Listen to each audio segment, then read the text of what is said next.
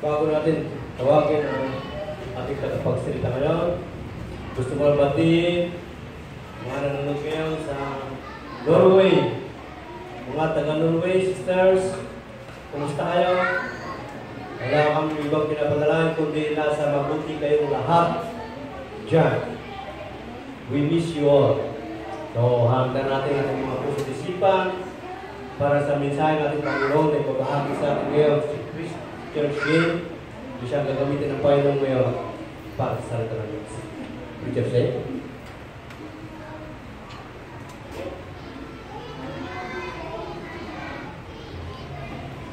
Amen. So, nakikita niyo po ako mga kapatid? Yes. Nakikita niyo po ako? Amen. Wala naman po kapag nakikita niyo ako. So, pwede pong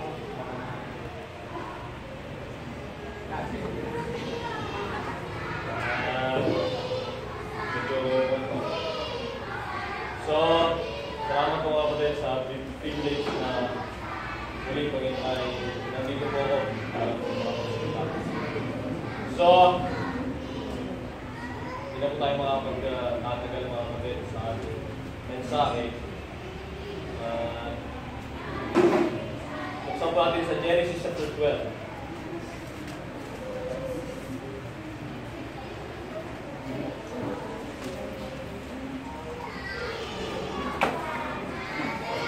Genesis chapter 12.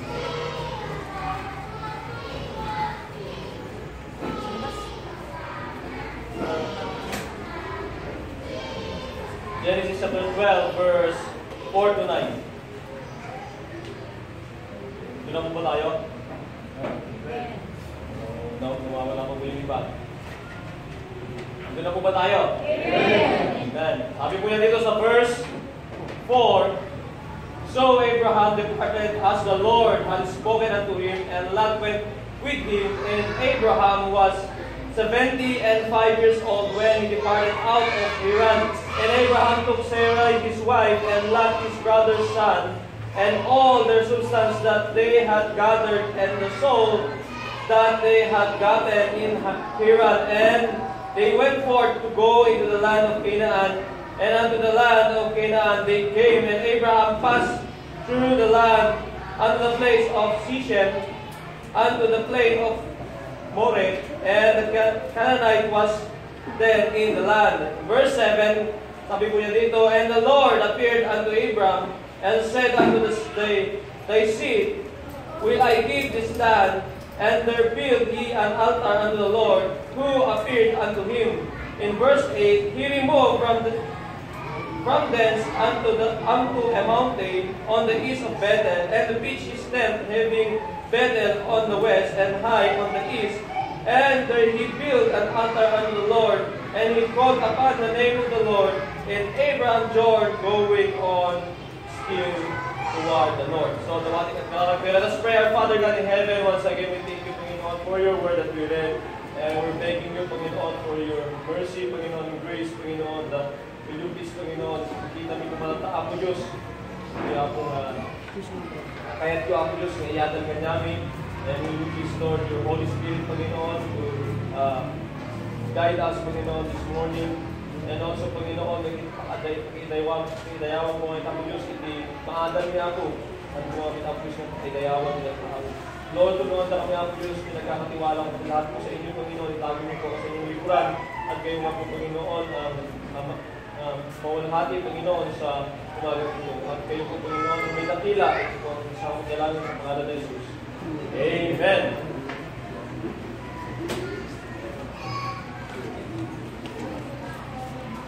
So, bago po ako mag-start, mga kapatid, ay pwede po bang pan? Ako po yung bulak-bulak. Alam ko pong maganda po ito, hindi ko po ginawan, pero ayaw po kasi may mas maganda kayo sa akin. Hindi ba, hindi ko po ginawan mo pero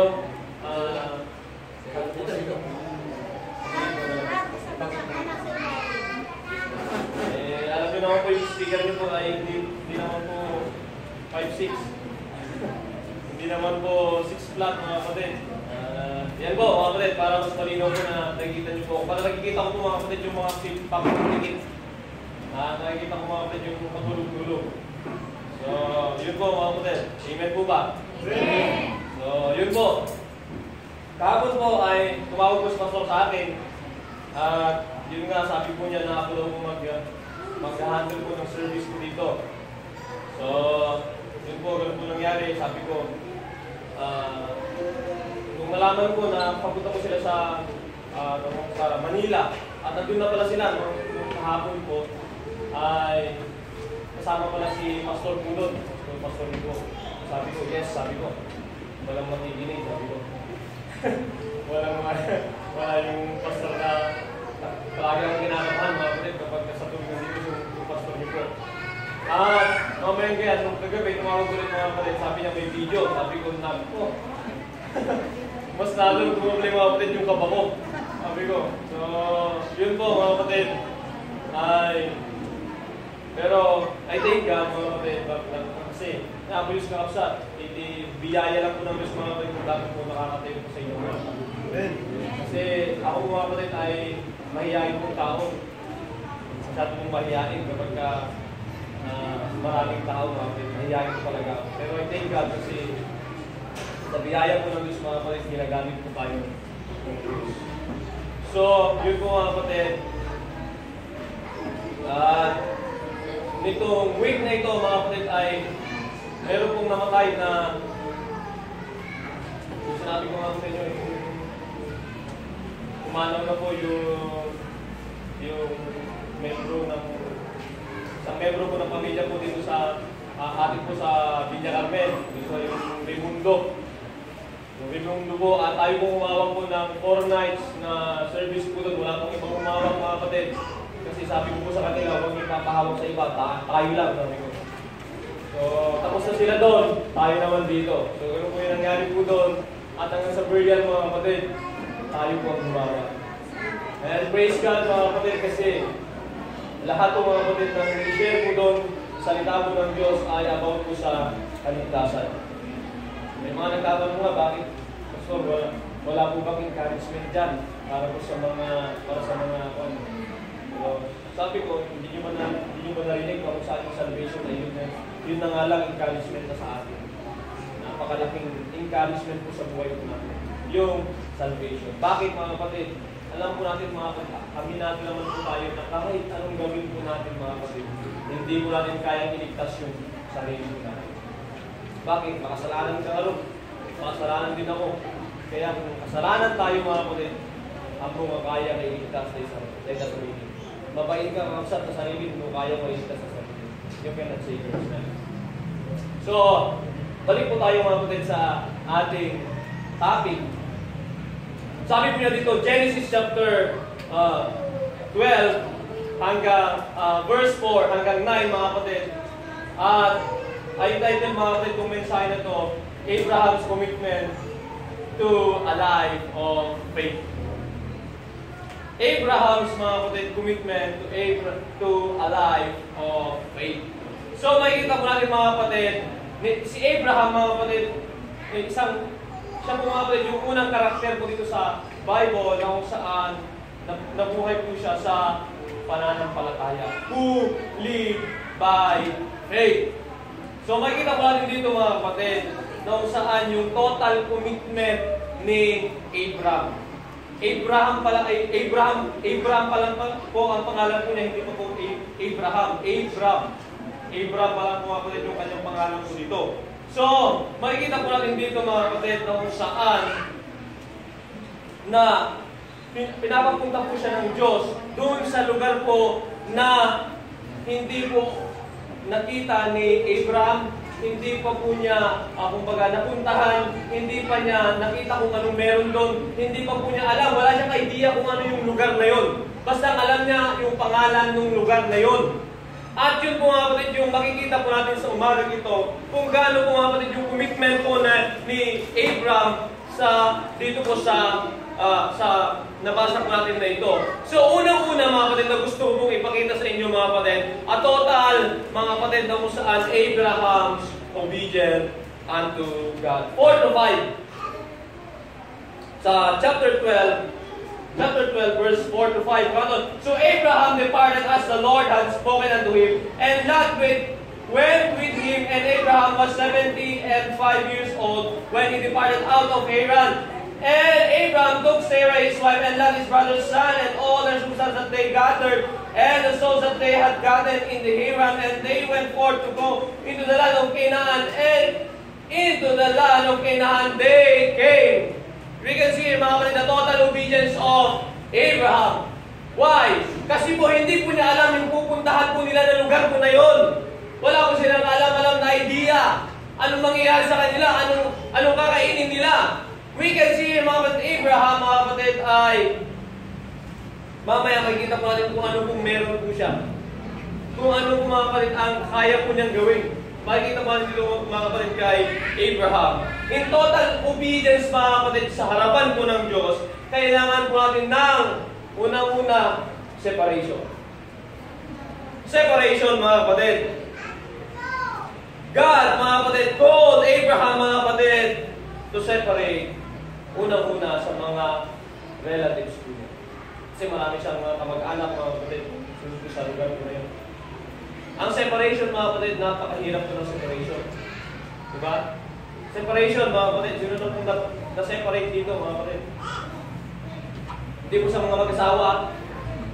Na-separate mga kapatid sa mga magulang, na-separate doon sa alam mong meron ka. Diba, napakahirap po mga kapatid ng separation. Pero in obedience with God, kailangan po natin ng total, mga kapatid, separation. Separation, mga kapatid. Makita pa natin ito. To follow God, mga kapatid, we need to separate ourselves. Bakit, mga kapatid, kailangan po natin i-separate yung sarili po natin? Makikita po natin dito, mga kapatid, yung mga bagay na hindi po maganda po sa atin, yun po yung kailangan po natin i-separate sa buhay po natin.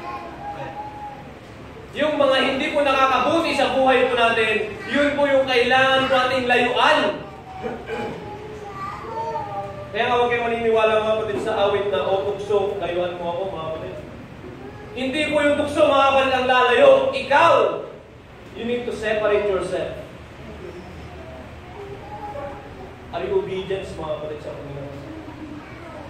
Ngayon, mga kapatid, na Kristiyano ka na, ligtas ka na. Alam mo na yung langit. Alam mo na, mga kapatid, na mapupunta ka sa langit pagkatapos ng kamatayan. Kailangan mong mag-obey sa Panginoon. Nag-obey ka na nga kasi tinanggap mo ang Diyos. Ngayon, mga kapatid, yung obedience, kailangan mo na mag-separate yung mga nakakahinder, yung mga hindi maganda sa buhay mo, sa paglilingkuran mo. Kailangan mong sumeparate dun sa bagay na yun, mga kapatid. Bakit? Hindi lumalago yung pananampalataya mo. Mga kapatid, ang buhay po natin ang buhay bilang isang Kristiyano, mga kapatid, is not growing. Hindi po stagnant. Ang buhay ng isang Kristiyano, mga kapatid, is not, challenging. Hindi po yung relax. Hindi po yung, mga kapatid, yung gusto ko ng Diyos sa buhay ko natin. We need to separate. Kailangan mo natin kung tumaas ng konti, mga kapatid, sa ating pananampalataya. Kung ngayon, kontento ka na, Kristiyano ka na, at paatin-atin na lang, mga kapatid, walang ginagawa. Mga kapatid, kontento ka na sa ginagawa mo sa buhay. Mga kapatid, tignan mo to. You need to separate yourself. Gumawa ka para sa Panginoon. Gumawa ka para sa Panginoon. In separation, mga kapatid, kailangan mo, mga kapatid, separate yung mga kahit anumang bagay yan, materially, mga kapatid, o kahit sinong tao, mga kapatid, kailangan mo separate yan sa buhay mo kung hindi nakakatulong yan sa buhay mo. Kailangan mo separate.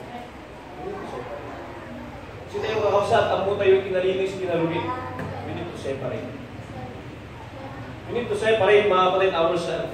Bakit? Hindi po sila yung mag-separate sa atin. Bakit sila ngayon nag-influence sa atin? Kailangan mong separate yung sarili. In obedience sa tugan, mga kapatid, ayaw ng Diyos ng kasalanan, you need to separate on that sin. Kalaban ng Diyos ang kasalanan, kailangan mong i-separate yung sarili mo sa kasalanan. Why? You are now, mga kapatid, a child of God. Ayaw ng Diyos, mga kapatid, na nadudumihan ka. Ayaw ng Diyos, mga kapatid, ang nadudumihan ko tayo. Kaya gusto ng Diyos, mga kapatid, separation. Separate. Pangalawa, mga kapatid, gusto ko ipagin sa inyo. In Abraham's obedience, mga kapatid, kailangan natin a total surrendered life. A total surrendered life. Ayaw, mga kapatid, magaling tayong mag-plan A, mag-plan B, mag-plan C. Bakit? Kasi kapag pumalpak yung plan A, meron tayong plan B. Kapag pumalpak yung plan B, meron tayong plan C. Ang gusto ng Diyos, mga kapatid, wala po yun. Ang gusto niya total surrender. Wala pong plan A, wala pong plan B, wala pong plan C. Or kahit anong plan niya, kung anumang plan man yan, PLDT or Wi-Fi, mga kapatid, dapat wala pong plan. Total surrender ang gusto po ng Diyos sa buhay po natin. A total surrender. Ikaw, alam mo yung sarili, alam mo natin yung sarili mo natin. Are you total surrender unto God? Baka meron ka pang reserva. Meron ka pang reserva na kung saan pagka hindi ka na naglilingkod sa Panginoon, may ginagawa ka. Kapag may nangyari sa'yo, sa paglilingkuran mo sa Panginoon, magbabackside ka, aalis ka sa kalooban ng Diyos. Bakit? May nakareserva ka Hindi ka total surrendered unto God. In obedience ka, kapsat. Nag-agree ka, sumusunod ka, kapsat. No! Hanggang total surrendered unto God. Ano po ba ang surrender, mga kapatid? Nakataas na yung kamay, tumatakbo. Hindi po, mga kapatid, ang surrender, mga kapatid. Wala nang magagawa. Surrendered ka na. Corner ka na. Wala ka nang tatakbuhan. That is a total surrender. In obedience unto God, we need to have a total surrender. Mga kapatid, are you totally surrender, mga kapatid, sa harapan ng Diyos? Are you totally, mga kapatid, sa mga kabataan? Are you totally surrendered unto God? Or baka hanggang ngayon, pinapagamit mo yung buhay mo sa kamunduhan? Mga kapatid, sayang ang buhay ng mga kabataan. Mga kabataan na kagaya ko, sayang yung mga buhay ko natin. Hindi po tayo lahat magpapastor. Hindi po lahat tayo magiging pagtuturo, mga kapatid, pero may magagawa ka sa kalooban ng Diyos kung mag-o-obey ka sa Panginoon. Kung magsusurrender ka ng buhay. Ang pagsusurrender, mga kapatid, ng buhay hindi lang po sa Bible School. Hindi lang po sa pagpapastor, mga kapatid. Meron po yung ministry ng Diyos, kailangan mo i-surrender yung buhay. Kailangan mong i-surrender yung ginagawa mong kasalanan. Kailangan mong i-surrender, mga kapatid, yung mali sa buhay mo. Kailangan mong i-surrender, mga kapatid, yung mga maling ginagawa mo sa buhay mo. Yung mali sa puso mo, yung mali, mga kapatid, sa buong pagkatao mo, mga kapatid, kailangan mong i-surrender yan sa Panginoon. Yun po yung kailangan mo natin total surrender life. In obedience unto God. Ikaw sumusunod ka ba sa Panginoon? Sumusunod ka ba sa Panginoon, mga kapatid? Ito po yung kailangan po natin, separation, and we need to surrender our life. Pangalawa, gusto ko ipakita sa inyo. Marami-rami po ito, mga ito, mga kapatid. Pangalawa, 4 to 6. Sabi niya sa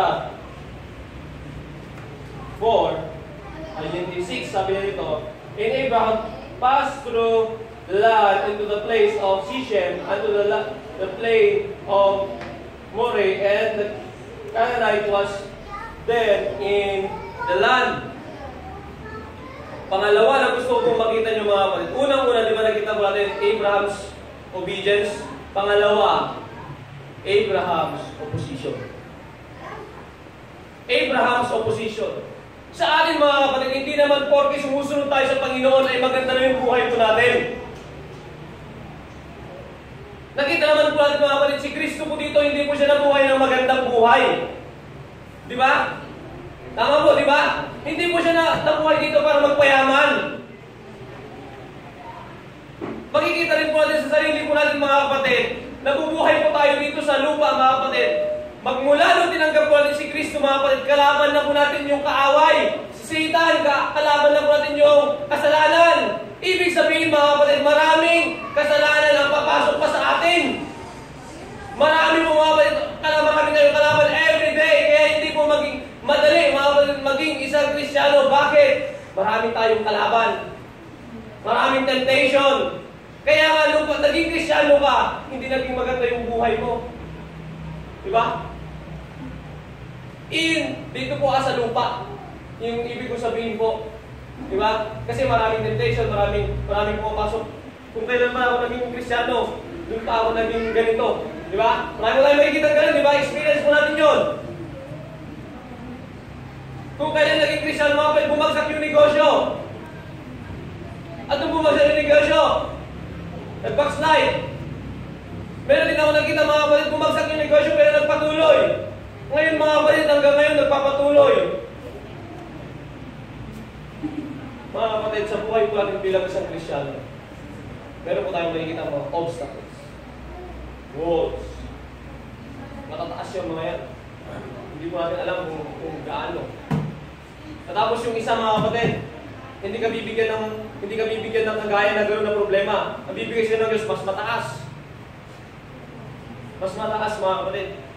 Yun po, mga kapatid, yung mga obstacles sa ating buhay. Marami po tayong mga obstacles. Unang-una na gusto ko ipakita sa inyo, mga kapatid. The days opposing. The days opposing.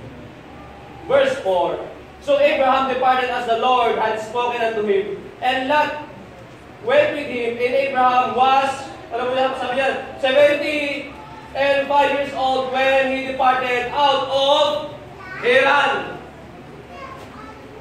Makikita mo natin dito, mga kapatid, 75. Sino na po 75 po sa atin? Wala pa po, no?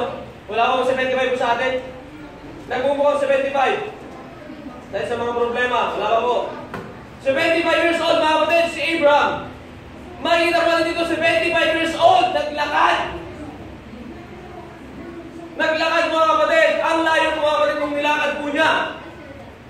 From, ano po yun mga kapatid, yung gusto po ng Diyos na puntahan po nila. In verse 4, and Abraham departed as the Lord had spoken unto him, and Lot with him, and Abraham was 75 years old when he departed out of Haran, from Haran unto, ano po? Saan po ba yung gusto ng Diyos mga kapatid na papuntahin po? Unto the land of Canaan.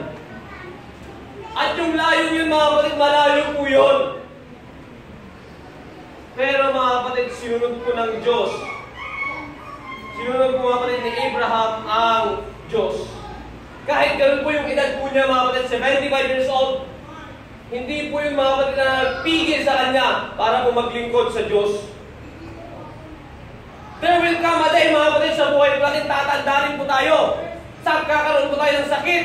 Meron po yung tatama rin po tayo sa buhay po natin at ayaw na po natin maglingkod sa Panginoon. Pero yan po ba yung makakapagpigil sa iyo para maglingkod sa Diyos? Yung edad mo ba na yan, mga kapatid, na makakapagpigil sa iyo sa paglilingkod sa Diyos? Abraham, mga kapatid, kahit yung edad mo niya, hindi po kinaya si Abraham. He followed God. Pangalawa, mga kapatid. Verse 6.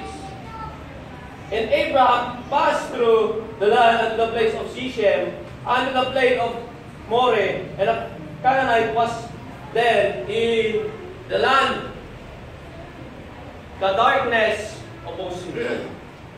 The darkness opposed him. Makikita po natin dito mga kapatid, in the place of Canaanite were a place of ungodly mga kapatid, people. Dito mga kapatid, sa pupuntahan po nila na lugar, ay hindi po mabubuti yung mga tao. Hindi po mga kapatid maaayos yung mga tao. Para po makikumpare po natin sa Sodom and Gomorrah, lahat po ng kasalanan kaya po nilang gawin. Wala pong pumipigil sa kanila. Pero mga kapatid, hindi po yun yung nakapagpigil kay Abraham. Why? Because he followed God. Wala siyang kakilala doon sa lugar na yun. Wala siyang kakilala kahit isa, mga kapatid. Ang alam niya lang doon sa lugar na yun, masasama yung mga tao. Eh tayo, kapag alam natin masama yung mga tao, kapag lalo naman sa mga soul winning po natin, iba hindi na tayo pupunta. Bakit? Masasama yung mga yun, hayaan mo na lang sila pupunta sa impyerno. Pero mga kapatid, Abraham, hindi po siya nagpataikot sa bagay na yun. Lahat po tayo mga kapatid, magmula po na naging Kristyano tayo, maalim po tayong mga persecution sa buhay.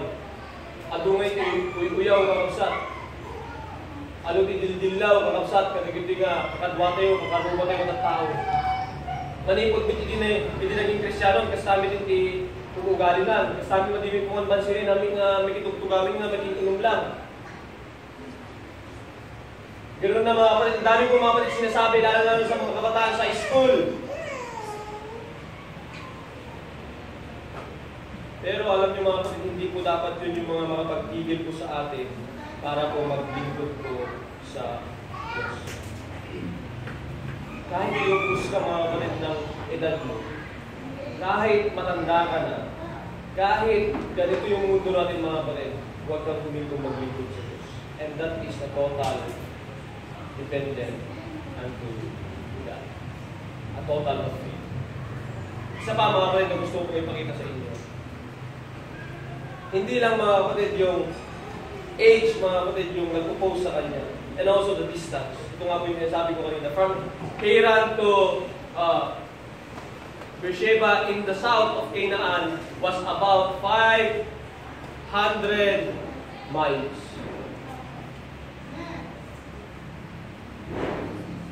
So makikita pa natin ito mga kapatid, kung titignan po natin dun sa mga kapatid, ang layo po nito. 75 years old mga kapatid, naglakad po ito. 75 years old mga kapatid, pumunta po ito. Why? Ito po yung gusto ng Diyos.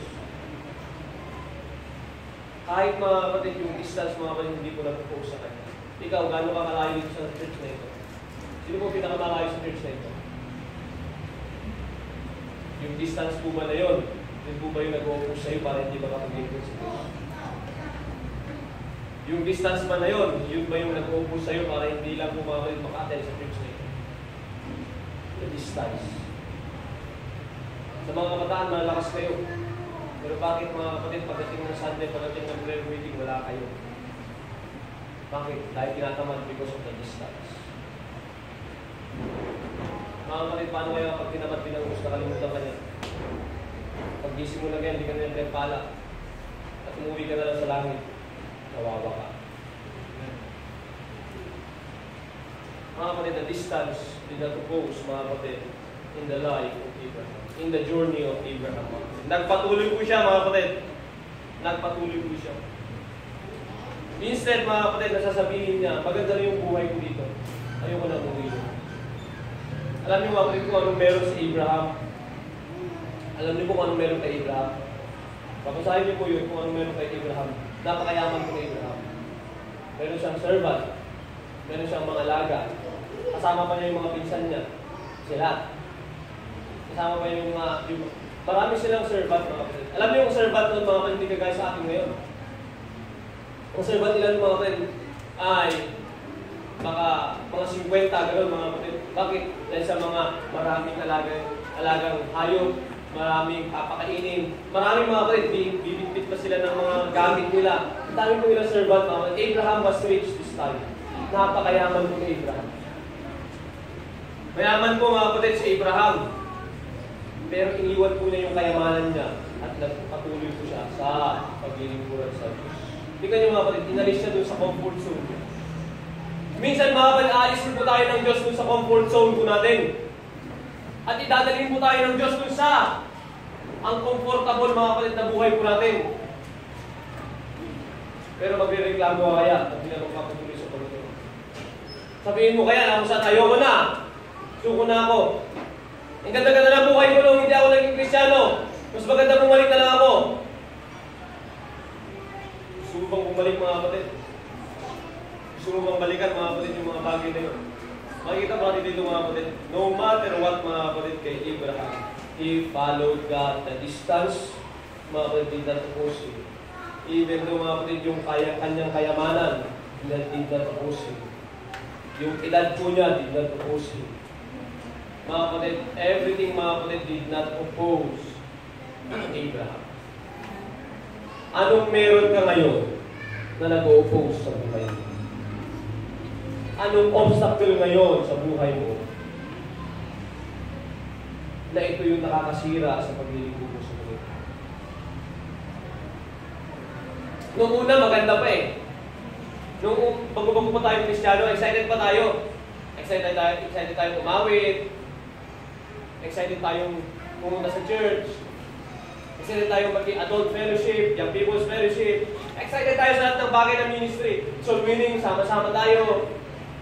Pero nung tumagal mga kapatid, nag-2 taon. Nako, sa pag-awit mga kapatid, hindi na may bukay yung bibig.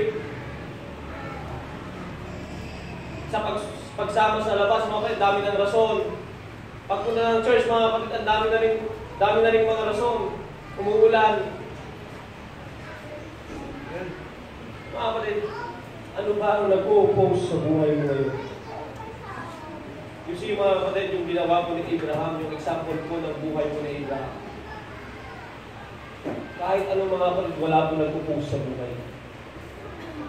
Sa paglilingkuran po natin sa buhay po natin mga kapatid, kahit anong mangyari sa atin, kahit anong mag-oppose sa buhay po natin, kailangan natin magpatuloy. Huwag kang tatalikod po sa Panginoon. Huwag kang, kumbaga, lilingon pa mga kapatid. Ano po nangyari sa asawa ko nila? Nung nilingon ko niya yung Sodom and Gomorrah. Maging asin, di ba? Kaya nga kayo mga kapatid, huwag na kayo lilingon. Sabi ng Diyos, go straight, looking unto Jesus, the author and the finisher of our faith. You see mga kapatid, the life of Abraham. Pangatlo, na gusto ko may ipakita sa inyo, 7 to 9. And the Lord appeared unto Abram and said unto thy seed, Will I give this land? And there builded he an altar unto the Lord, who appeared unto him. And he removed from thence unto the mountain on the east of Bethel, and pitched his tent, having Bethel on the west, and high in the east. And there he built an altar unto the Lord, and he called upon the name of the Lord. And Abram journeyed, going on still toward the south. Makikita po natin dito mga kapatid, pangatlo lang gusto kong makita po sa atin ngayon mga kapatid. Tapos na po mga kapatid yung mga obstacle sa buhay niya. Ito na mga kapatid yung mga magandang makikita po natin. Abraham mga kapatid, opportunities. Opportunities mga kapatid na hindi po binigay ng Diyos sa ibang mga tao po dito sa time ni Abraham. Hindi po niya binigay sa mga servant niya, hindi po niya binigay sa mga tao, mga kapatid, doon sa time po niya. But, binigay po niya ito sa kay Abraham. At ito nga po mga kapatid, yung makikita po natin in verse 7, to experience God's promise. In verse 7, And the Lord appeared unto Abraham and said unto him, Thy seed will I give this land. And there builded he an altar unto the Lord who appeared unto him. Makikita po natin mga kapatid, Canaan was a place of Israel. Canaan, mga kapatid, was not for the Canaanites, but Israel. But Canaan, mga kapatid, was for the land of Israel. We can see here, mga kapatid, promise of. Nangyari po ba ito? Napunta po ba sila doon sa promised land na pinangako ng Diyos kay Abraham? Di ba nakita natin mga kapatid, napunta po sila doon? And that is the promise of God. When you receive God, mga kapatid, when you receive Christ sa buhay mo, God has a promise for you. Ano yun? Heaven above. And that is the promise of God. Heaven was for the believers. Heaven. Yun po mga kapatid, yung na-experience po mga kapatid na pangako po ng Diyos kay Abraham. Let her be mga kapatid, to enjoy God's presence. 7 and 8. And the last phrase po ng 7, And there builded he an altar unto the Lord who appeared unto him. Sometimes, mga kapatid, sa buhay po natin, iniisip natin, iniiwan na po tayo ng Diyos. Diba? Pero kapag naiisip po natin yung mga bagay na mga doon, sa time po na nagpro-problema po tayo, di ba? Hindi naman po natin iniisip mga kapatid kapag maganda yung sitwasyon, di ba? Hindi naman natin iniisip mga kapatid kapag mayroon tayong blessing.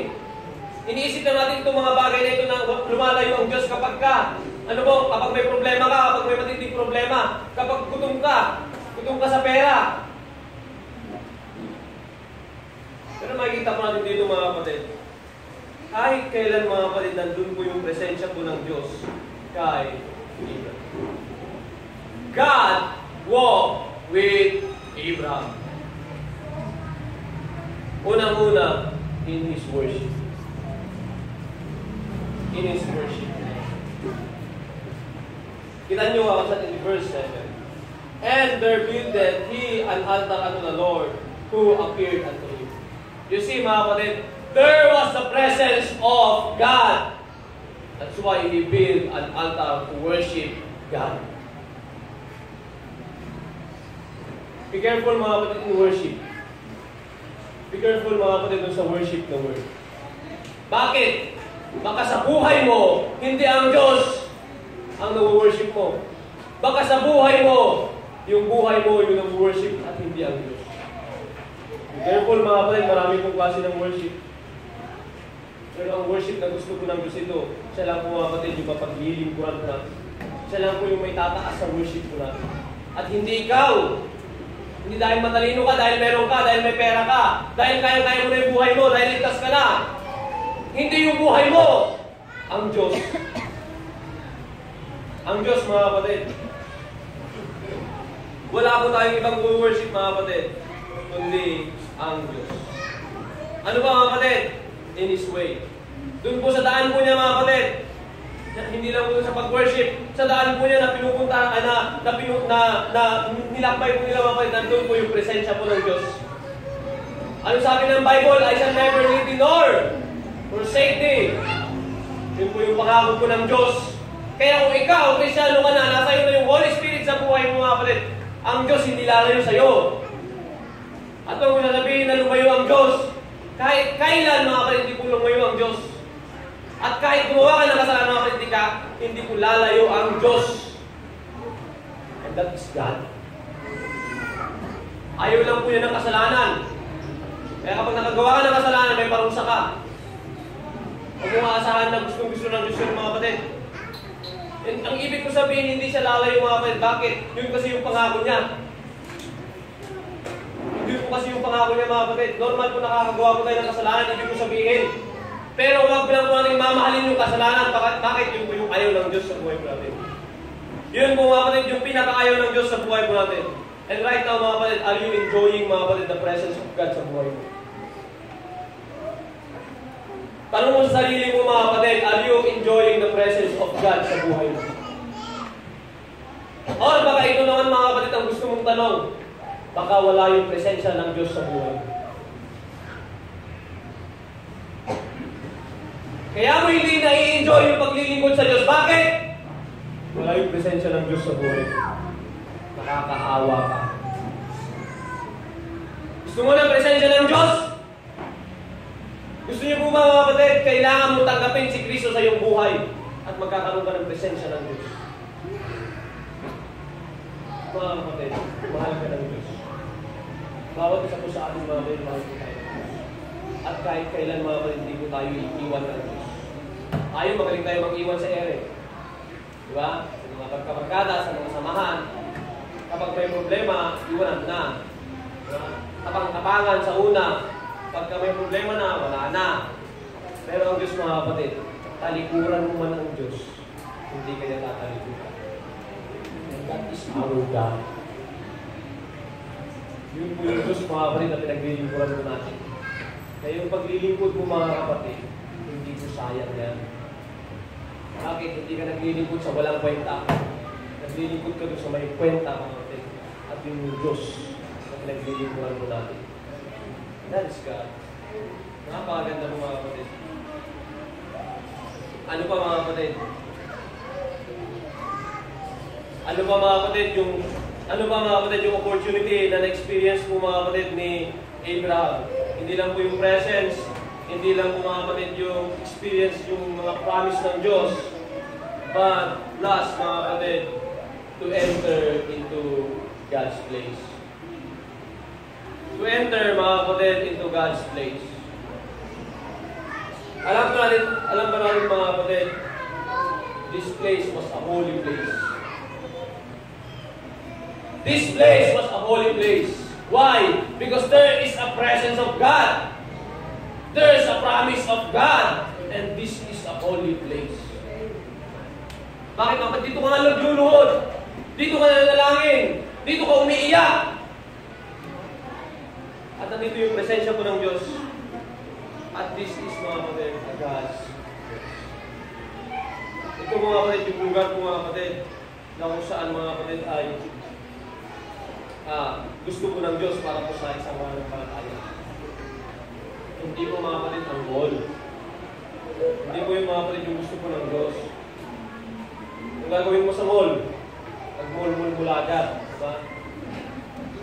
Hindi po yun, mga kapatid, sa tuwing Sunday, mga kapatid, sa tuwing prayer meeting, sa tuwing doctrinal hour, mga kapatid, dapat nandito ka in God's place. Hindi dun sa Satan's place. Anong nananalo sa buhay mo, mga kapatid? Ang diablo ba? O ang Diyos? Ikaw lang makakasagot yan. Alam ng Diyos yung nasa puso po natin. Anong nananalo, mga kapatid, sa buhay po natin? Is it God or Satan. Nasa iyo yan mga kapatid, kung sino nagwawagi sa buhay mo. At ang gusto ng Diyos mga kapatid, siya ang nagwawagi sa buhay. Mga kapatid, alam niyo ba, bago tayo magtapos mga kapatid sa ating mensahe, makikita mo natin dito mga kapatid, Abraham shares an example mga kapatid, a total commitment of faith. And how is your faith today? How is your faith? Kasanumit ka kapsat, hindi pang matin tatak. May bagamit na tangakapsat. May bagamit na ta, ito nga journey. Kapag pag-daito ka kapsat, kung adat total faith mo, isang wanan na ang Diyos. A total commitment mo, gina-apo Diyos. In your journey, mga kapatid, kanya. Mga kapatid, ang journey mo, ating kanya-kanya po tayo.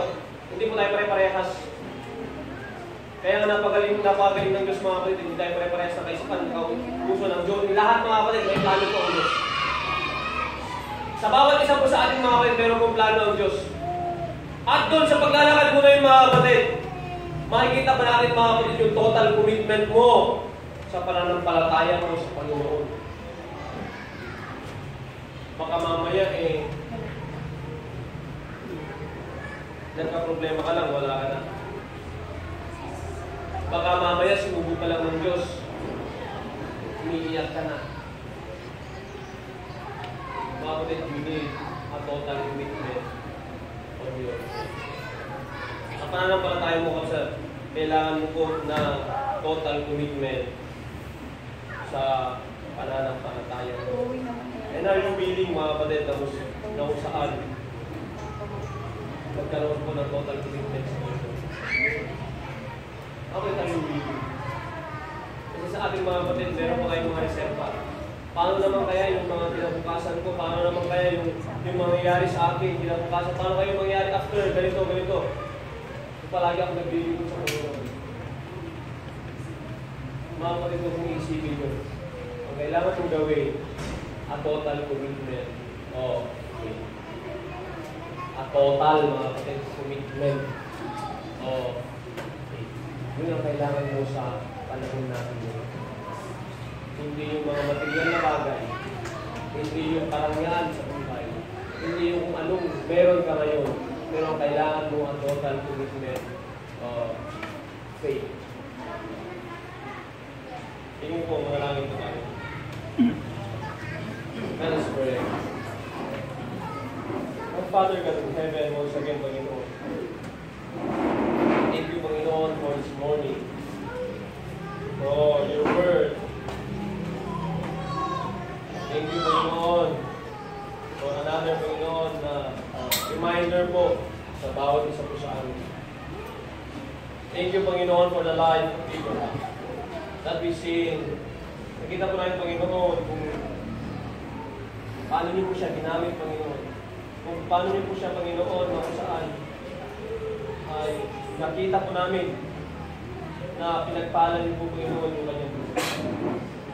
Lord, tulungan mo nga po sana kayo, Panginoon, na pagkaroon po kayo, Panginoon, ng total surrendered life, total obedience, Panginoon, sa inyong harapan. Karoon po kayo, Panginoon, ng total, Panginoon, commitment sa inyo, Panginoon, sa mga aming mananampalataya. Para kahit anuman, Panginoon, dumating po, Panginoon, sa amin na problema, na bagyo, Panginoon, ay nandiyan po kayo, Panginoon, na tutulong po sa amin. Meron po kayo matigas na mananampalataya. Meron po kayo, Panginoon, matapang na mananampalataya, Panginoon, na makakatayo po kayo, Panginoon, sa inyong harapan. Makakatayo po kayo, Panginoon, ayon po, Panginoon, sa gusto nyo. Tulungan niyo po sana kayo, Panginoon, na magkaroon po kami ng ganitong total commitment sa buhay po natin. Lord, tanggalin niyo po sana sa amin yung mga reservation. Tanggalin niyo po, Panginoon, yung mga kaisipan, Panginoon, sa kamunduhan nito. At mag-isip kami, Panginoon, na kung saan ay yung magustuhan niyo po sana, Panginoon, sa aming buhay. Lord, kayo nga po, Panginoon, ang mag-guide sa bawat isa po sa amin. Panginoon, na kung saan ay alooban niyo po, Panginoon, yung nangyayari po, Panginoon, sa bawat isa po sa amin. Will you please, Lord, guide us, Panginoon, dito sa lugar po ng pagpapala. Mahirap man, Panginoon, kung madali, Panginoon, kayo nga po, Panginoon, mag-guide po sa amin. Lord, mas masarap po ang iyong pagpapala. Mas masarap po, Panginoon, yung mga binibigay niyo po, Panginoon, sa amin. Kaysa po, Panginoon, sa mga ginagawa po namin. Lord, tulungan niyo po sana ay, Panginoon, na magkaroon kayo, Panginoon, ng ganitong katangian. Total commitment. Lord, nagkakatiwala po namin yung buhay po namin sa inyo. Pagpatuloy niyo nga po, Panginoon, kami gamitin sa ministeryo niyo po, Panginoon, na pinaglagyan mo po sa amin. Lord, pagpalain niyo po, Panginoon, ng church na ito. The members, Panginoon, the young people, the nagiging umbing na po, and also, Panginoon, nagiging adult. Will you please, Panginoon, bless them. Will you please, Panginoon, na saan makita kumamit ako Diyos, ipanagbiyan ka, nadalo sa akong Diyos, napanagbiyan, nasantuan, napanagbiyan ako.